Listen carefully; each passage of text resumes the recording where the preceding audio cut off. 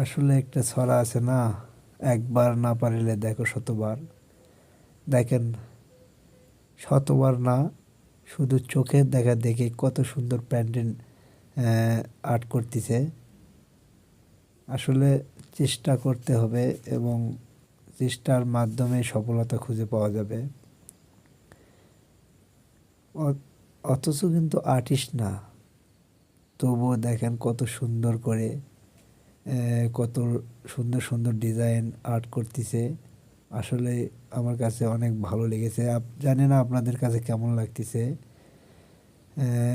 অবশ্যই যদি ভালো লাগে একটা লাইক দিয়ে এত সুন্দর সুন্দর পেন্টিং করার জন্য উৎসাহ করবেন।